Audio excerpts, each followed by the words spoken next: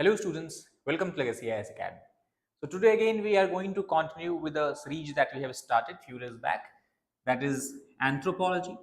And in last class we have discussed about the very important topic in anthropology, that was the concept of marriage. So continuing in the same chapters, same topics, we are going to discuss today about another important concept we have to discuss here, that is the concept of family. So obviously the main purpose or one of the major functions, major purpose of having marriage is to start a family. So different aspects of family, what we have to study from anthropological point of view, is what we are going to discuss today. So first of all, if we try to understand that what is family, what is the anthropological definition of family. So in this regard, again it was G.P. Murdoch, a well-known anthropologist, who wrote a book that is called as Social Structure, which was published in year 1949. And it is in this book he has defined the concept of family. And as per G.V. Murdoch, family is nothing but a kind of a social group, what we can call as a small social group. So family is a small social group that basically has three major characteristics. Now what are these three major characteristics? The first characteristics is there is economic cooperation between the family members. So we have economic cooperation. Second characteristic is they are involved in reproductive functions.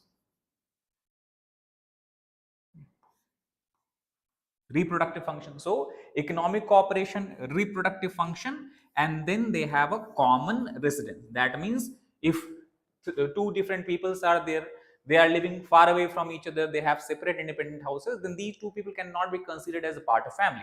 One major ingredient or major component for classification of any social unit as a family is that they should have a common residence. So performing reproductive functions, cooperating in economic sphere of life, and also having common residence. So such social group can be recognized as a family. However, this is not all. Even when these functions are being performed by the family, there are certain other parameters that G.P. Murdoch has given to define the family. These parameters are, first of all, it should be consisting of two or minimum two or more than two adults, and out of these adults member of family, at least two adults should be in a socially recognized socially recognized sexual relationship. Socially recognized sexual relationship. And third point that he mentioned is that these sexually cohabiting members of family should have a children, either of their own or adopted children. Children can be one or more than that. So when these six characteristics are present in any small social structure, then that social structure, social group can be defined as a family. So G.P. Murdoch did some more studies, and overall he has studied about 250 different societies across the world. And after studying these 200 different societies across the world, he has said that it is the nuclear family. We are going to discuss later what is nuclear family, but G.P. Murdoch concluded that nuclear family can be considered as a universal phenomenon. Why it can be considered as universal phenomena, or why nuclear family is universal in nature? So he simply explains because it performs four very essential functions which are universal in nature in no matter which society we are talking about. So let us try to understand this in more detail. So what Murdoch is trying to say? Murdoch is trying to explain that why family can be considered as universal, because nuclear family can be considered as universal because it is performing certain universal functions. Now, what are the universal functions that a nuclear family performs as per Murdoch? So, first function, he said again, it is the sexual function that is being performed by the nuclear family. What kind of sexual function? So, he said, first of all, it basically, family is nothing but a union of socially recognized, it basically is socially recognized mating behavior is controlled by the family, or we can say by the development of family. Second, it also says that apart from this, also the competition that exists for mating between human individual, that competition is also reduced. That competition is also reduced after the formation of family. So that is first function. Second function, he said, universal function that the nuclear family perform is what we can call as reproductive function. Reproductive function simply means that the family members, especially the male and female, they engage in reproduction and thus help in continuation of society. So again, this is a very, very important function, which is also common to the function that marriage seeks to perform. So continuation of society, that is the reproductive function that is performed by the this family. Third function he referred as economic function. Economic function. And in economic function, he defined that family performs two very important functions. The first function is that it ensures division of labor on the basis of gender, and whatever fruits they are getting, it is shared among the family members. And second important economic function that family performs is basically families serve as a small unit, especially in the simple societies, a small unit of production, consumption, and distribution. So that is the economic function. And apart from that, if we talk about the other part, the fourth function as per Murdoch that family perform is something which we can call as educational function, or it is also referred as socialization function. That means when a child is born in a family, the family act as a first unit of socialization or primary socialization of the child. In the earliest stage, it happens within the family. And this is something that is very, very important for transferring of learning about the traditions, culture of the society, also learning of the new skills that can be helpful in the later stages of this child, as and apart from that, also learning of the language. So these are the educational functions that is first of all performed by the family for a child. So sexual, reproductive, economic, and educational function. And Murdoch says that since these four functions are universal to all societies, and since family, nuclear family especially, is performing this function, that means from this we can conclude that nuclear family should also be universal in nature.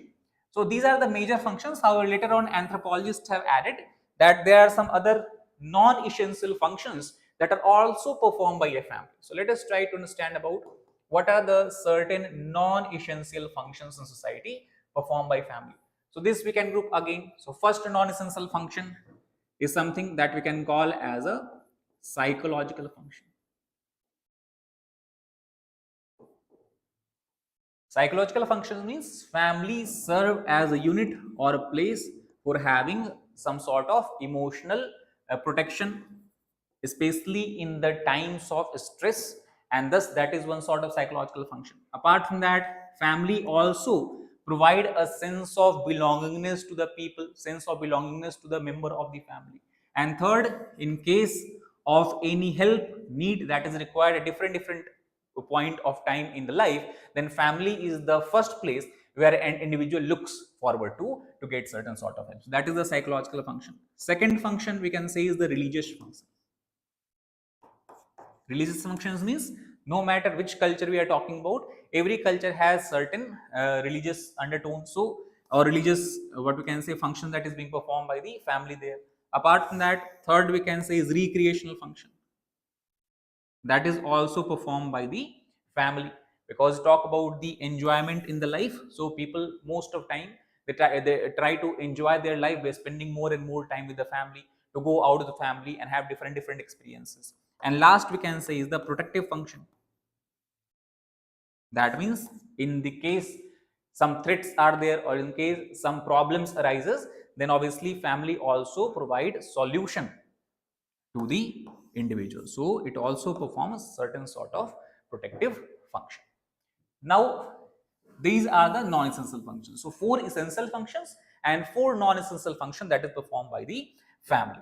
So if you believe Murdoch, nuclear family should be universal, but critics argue that this is not true.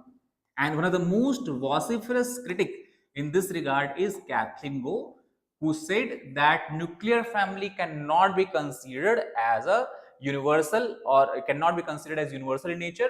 Rather, we should consider mother-child unit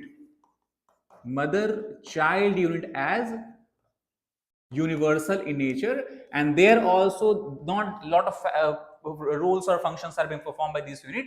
The major role that is performed by mother-child unit is the socialization or primary socialization. Why it is so? So Kathleen Go simply stated that Murdoch is saying that nuclear family is performing the sexual function, but this need not be performed by family alone. For example, we have many cases such as women to women marriage that happens in many tribal society. Apart from that, we talk about premarital sexual relationship. In the recent times, we have increase in the instances of live-in relationship. So the sexual function or even reproductive functions that Murdoch is talking about has to perform in family. That is not correct. Even outside of the family, such sexual and reproductive functions can be performed. So that is the first criticism. Second criticism is that Murdoch says that economic function need to be performed by the family only. But that is also not true, especially if we talk about the modern state.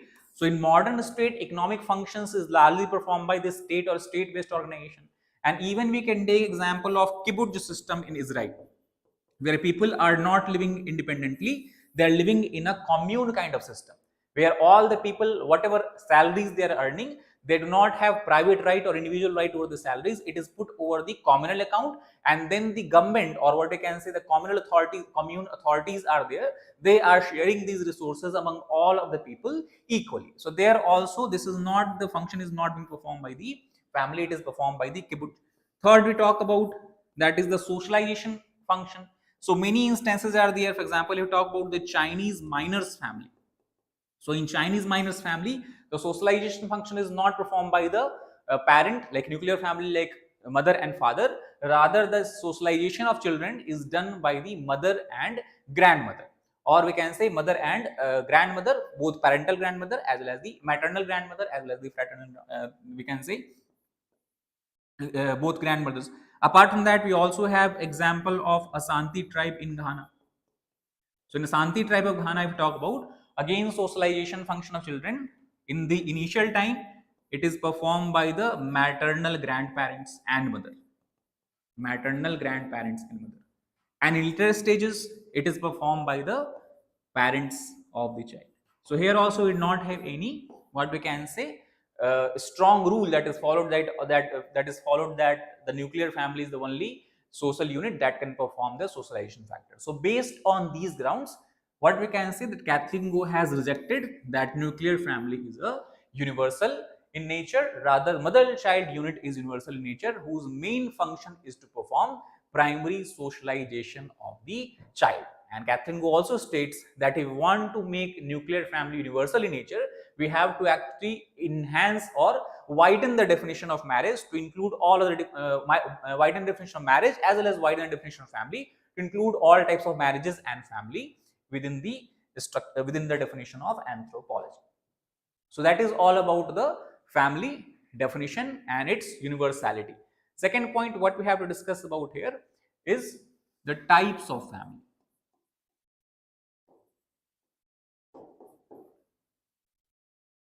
So there are various bases on which families can be classified into various different types. So what are these? First of all, the family can be classified on the basis of structure. On the basis of structure. And on the basis of structure, we can divide the family into three major types. First is nuclear family. Second is extended family. And third is joint family. Nuclear, extended, and joint. Now let us try to understand what each of these mean. So nuclear family in simple term means such a family where you have a married couple having unmarried children. So such family can be considered as a nuclear family. It is a smallest unit of family with a married couple living together with their unmarried children. In notation, standard notation, this is how we can represent the nuclear family. Sometimes what happens, this nuclear family converts into sub-nuclear family. Now, subnuclear family is when any of these ingredients of the nuclear family is missing. This can happen due to multiple reasons. For example, if the divorce has happened between the couples, in that case, we can represent like this.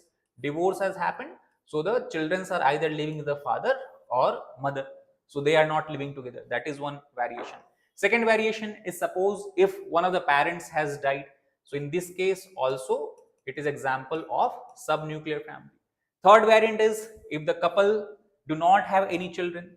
That means this is family where only two people are there, married couple. So this is also example of a subnuclear family. So three types of subnuclear family that can result either as a result of death, divorce, or having no children in the house. Nuclear family, some important characteristics if we try to understand, is obviously this is the independent unit of family. That means the nuclear family does not depend on other kin groups for any kind of what you can say help or something like that. Second, we talk about nuclear family has increased in the recent times. The instances or the number of nuclear families, the proportion or the ratio of nuclear family has increased in society. Largely it is considered as a result of urbanization and industrialization.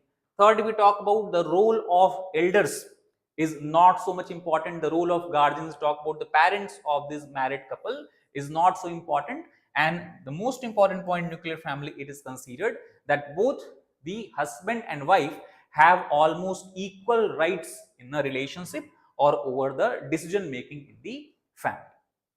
Then the second type of family is what we call as extended family. Extended family simply means when there is two or more than two nuclear family living together, and they can have married or unmarried children living together. So we can define extended family, present extended family like this.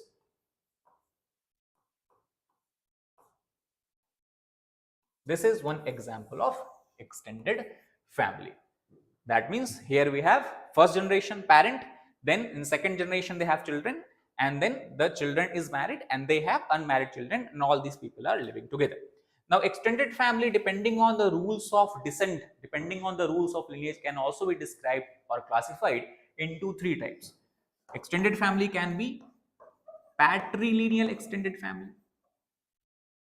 It can be matrilineal extended family, or it can be avunculocal extended family. Avunculocal extended family. So what are these variant?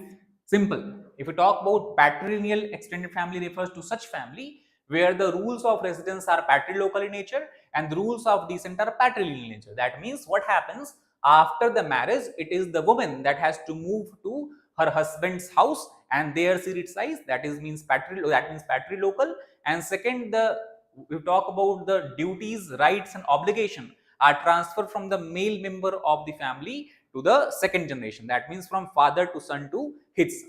Such kind of family is called as patrilineal extended family. Matrilineal extended family is just reverse of that.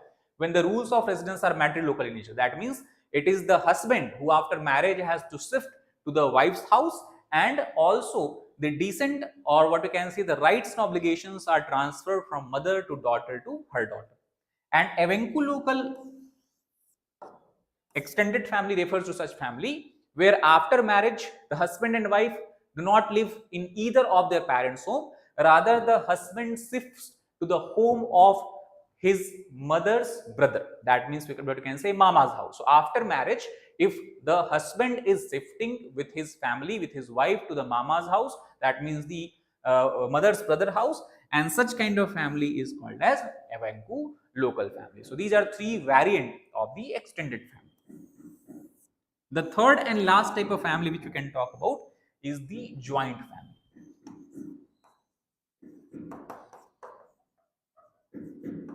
So what is joint family? Joint family has been defined as a family having two characteristics. First important characteristic is that there should be three generations of member living together. Minimum three generations of member living together. So this we can represent like this. This is generation number 1, this is generation number 2, and this is generation number 3. And second is, if we talk about, there should be minimum two nuclear family. So one nuclear family is this one, and the second nuclear family is this one. So 1 and 2. So both rules are being followed here. 3 generations and 2 nuclear families living together.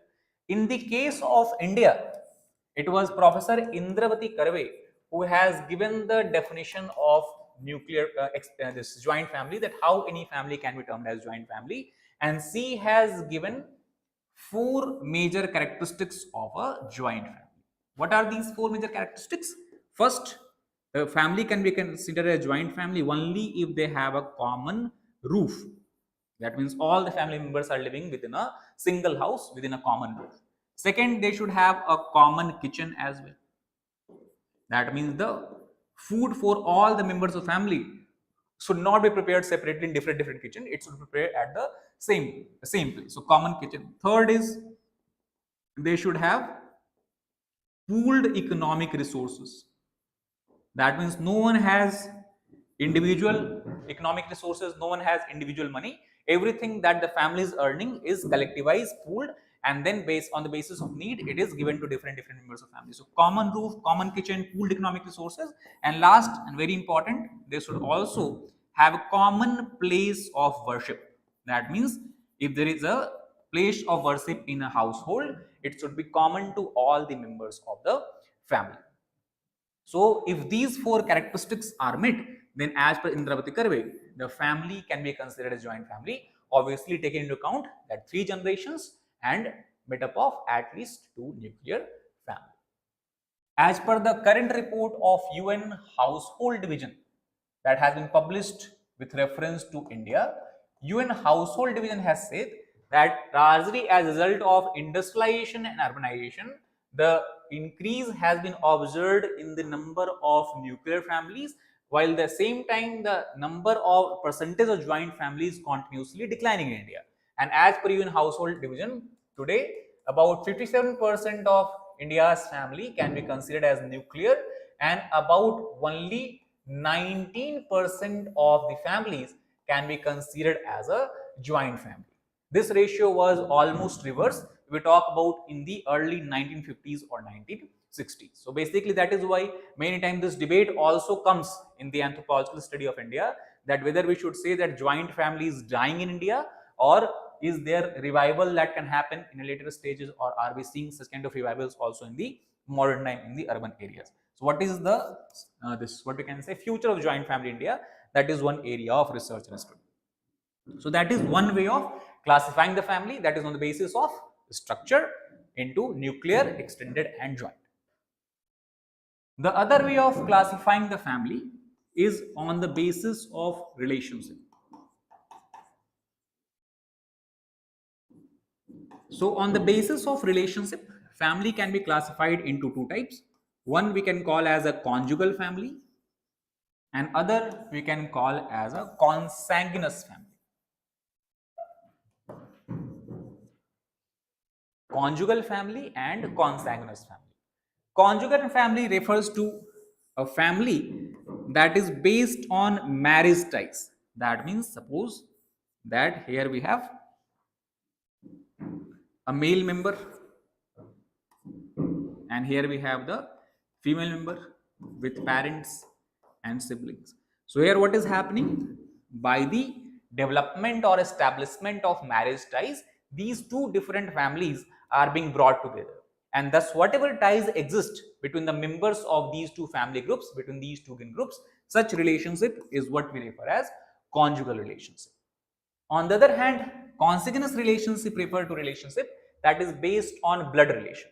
Here actually the relationship is based on the kids and parents, or children and parents. For example, here we have one married couple and suppose they have 2 children.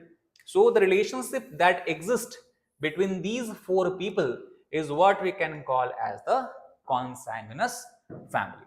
So relationship based on marriage is conjugal. Relationship based on blood relation between children and parents is called as consanguineous family.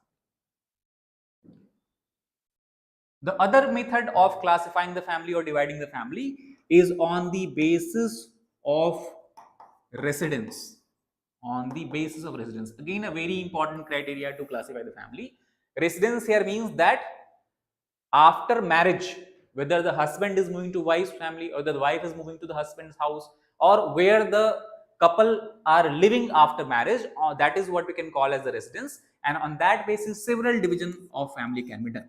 So first is what we can simply call as patrilocal residence or patrilocal family. About 67% of family in the world, as per the research, are believed to be following the patrilocal route of residence. They are patrilocal in nature.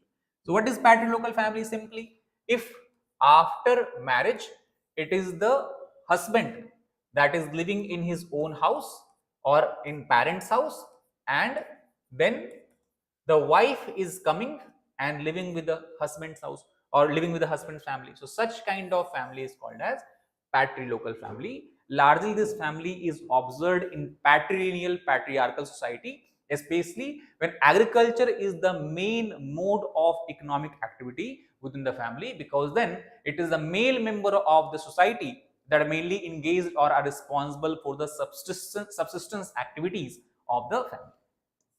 The reverse of this is something that we can call as matrilocal family. So about 19% of family around the world can be called as matrilocal in nature.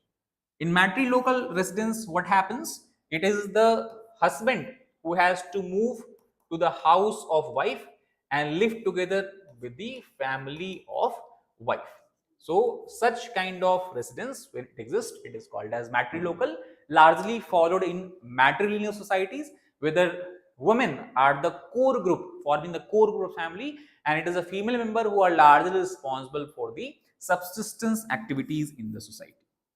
Third type of family is what we can call as avanculocal.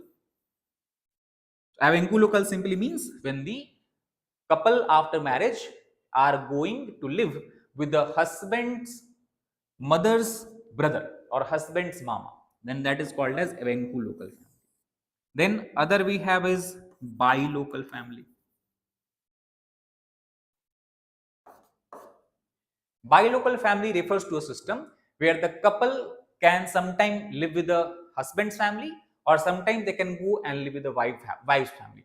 This is something that we see in the modern societies, and also bilocal residences seen in the cases where the in simple societies where the major mode of activity is hunting and gathering. Because what happens in society which are largely dependent on hunting activity, they have to depend on the density of the games, density of the animals. So this keeps on changing from one place to other place. They also have to depend on the rainfall. They also have to depend on the, what we can say, the possibility of getting food from different sections of the forest. So that is why what happens, it is not available all the time at the same place. So depending on the availability of resources and food, they keep on shifting between the husband's family and the wife's family. So such kind of family is called as bilocal family. So patrilocal, matrilocal, avanculocal, bilocal.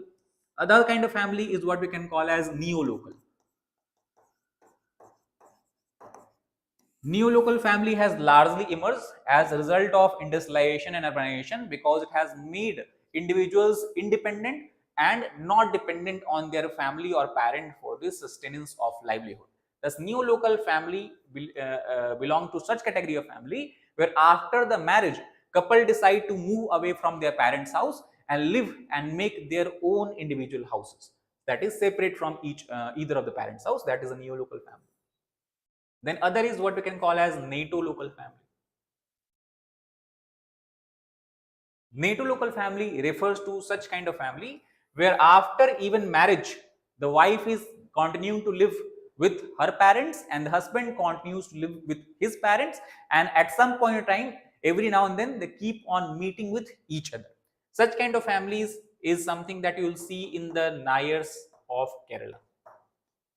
So such kind of family is called as natolocal family. So patrilocal, matrilocal, avanculocal, bilocal, neolocal, natolocal, and other we can say is ambilocal. Ambilocal refers to such kind of family where the husband and wife are free to choose that with whose parents they will live with after the marriage. They can either choose to live with the husband's family, or the couple can choose to live with the wife's family. So that is called as ambilocal residences. And last we can say is matripatrifocal family. Matripatrilocal family. Matripatrilocal family. As clear from the name itself or the term itself, what is matripatrilocal family?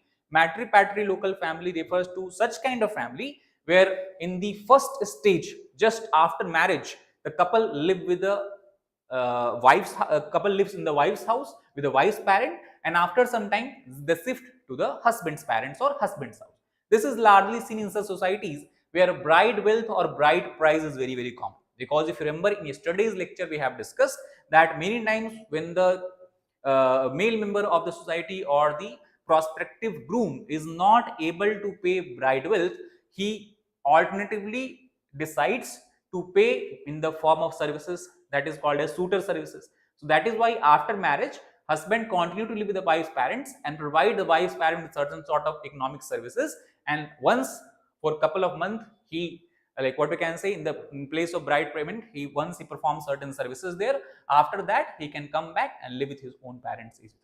So that is what we refer to matripatrilocal family. So these are the total, what we can say, 8 types of family that can be classified on the basis of residence of the couple, married couple, and that is this. So that is one criteria. The other criteria that we can call to define the family is on the basis of descent or rules of descent. On the basis of rules of descent.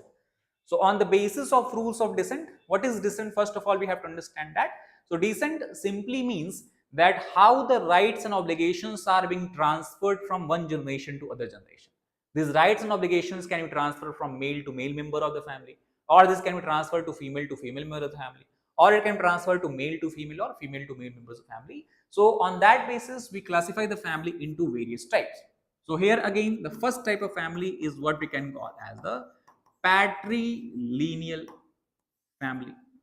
Patrilineal family refers to such kind of family where the descent is transferred from through the male heirs of the family. That means if we talk about like this, suppose we have a family, married couple have children, again the married couple have children.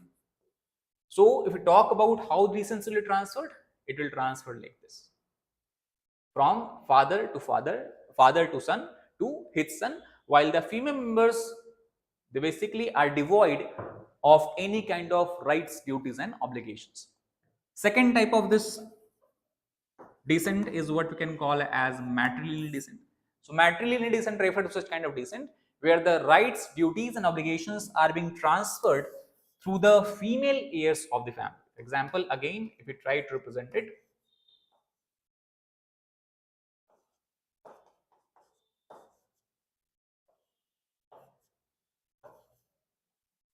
now matrilineal descent, obviously it will refer to a descent where the rights and duties are being transferred from mother to daughter to her daughter. So this is something you can represent like this. So this is the patrilineal descent. The other one refers to the matrilineal descent. The third kind of descent is what we can call as parallel descent. Now, parallel descent is very interesting type of descent. It refers to such kind of descent where the male member trace their descent from the male members, while the female members trace their descent from the female members. That means the parallel descent can be referred by something like this. If we talk about the parallel descent, suppose we have a married couple, they have one son, one daughter. Again, this son has daughter and son, and this daughter also has daughter and son.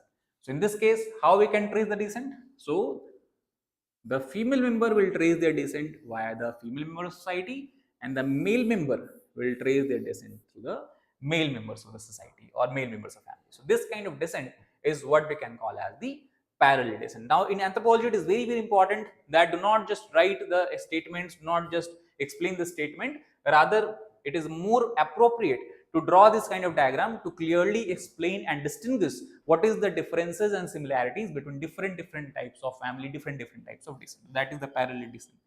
The fourth kind of family on the basis of rules of descent is something that we can call as bilineal descent. What is bilineal descent? Bilineal descent refers to such kind of descent where the descent or the rights and obligations are being transferred to children from both sides. That means if we try to represent it, suppose this is the married couple, they have children like this. Here also again we have children like this. So now what we can see, if consider this individual as an ego, so this is a child, now he can transfer his descent from both sides. For example, we talk about like this, so he can trace his descent both from the mother's side as well as from the father's side. So such kind of descent is what we can call as a bilineal descent. Now here what happens? For example, you talk about how this works. Suppose that certain religious functions, ceremonial functions are there that are performed during the marriage. So what kind of functions are performed during the marriage? Something that can be transferred from the female line. That means whatever functions are performed during the marriage in the mother's family of the child can be performed in the child's marriage as well. And similarly, talk about the property rights. So property rights can be transferred via the male line. So transfer of property right via the male lines, transfer of the rituals via the female line is one example of observing bilineal descent. So that is the another type of descent. Then we have ambilineal descent. Ambilineal descent refer to such kind of descent where ego, that means individual, has full freedom to choose that through which line he or she want to trace their descent. He can trace the descent from the male, that means father's line, as well as he can trace the descent from the mother's line. So that is depending on the choice of the individuals. That is called as ambilineal descent. So that is how we can classify the family into various categories on the basis of the rules of descent. Now, one last classification that we have to discuss about is the classification of family on the basis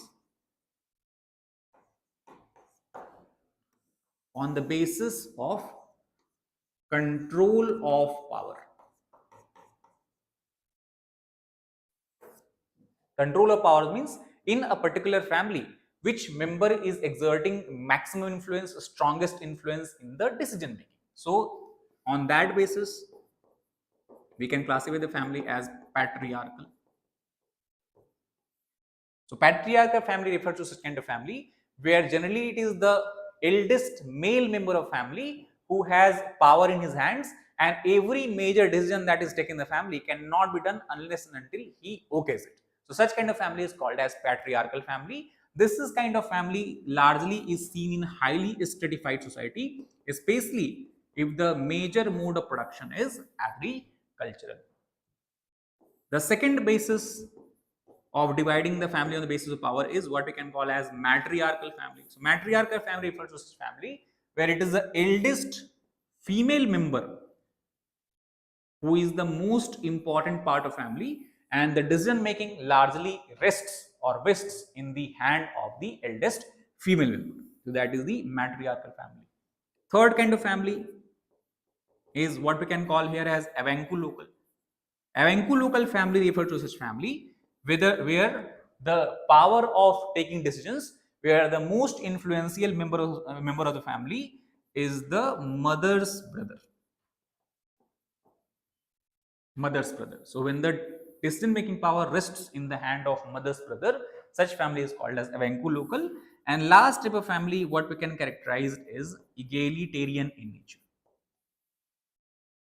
So egalitarian family refers to such kind of family where the control of decision making is equally shared between the husband and the wife, and at the same time whatever rights and duties and obligations are there that are being transferred from one generation to another generation, it is equally transferred between the male here as well as the female here. That means both children's, whether they are the daughters and sons, both receive equal sharing of rights, duties and obligations, and also decision making power rests equally in the hand of the husband and wife, and that is why we call such family as egalitarian family. So that is how we can classify the families into four types on the basis of what we can call as a control of power.